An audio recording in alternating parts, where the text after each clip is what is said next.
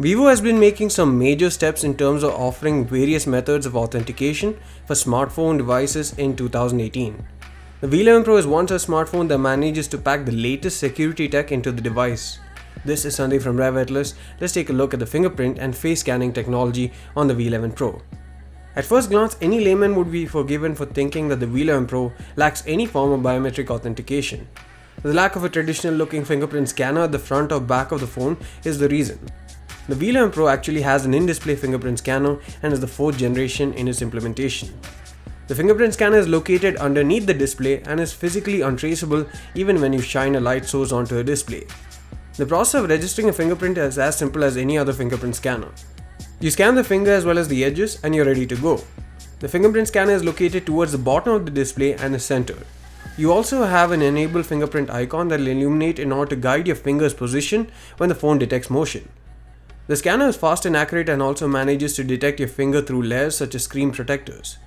You can also choose between 3 different animations for the fingerprint lock icon when it gets unlocked. Another important piece of technology that the V11 Pro packs is the face unlock. But what's surprising is that despite the small notch, it manages to pack an IR illuminator like the ones you find on phones with big notches such as the Poco F1, Mi 8, etc.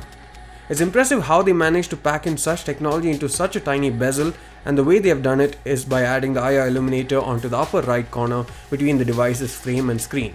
The advantage that the IR light gives is that regardless of how low the surrounding light or the screen brightness is, the phone can successfully unlock your face. It's extremely fast and accurate and comes with an animation just like the fingerprint scanner. We've recorded footage with an infrared camera to showcase just how the IR illuminator works up at lighting your face in such an environment.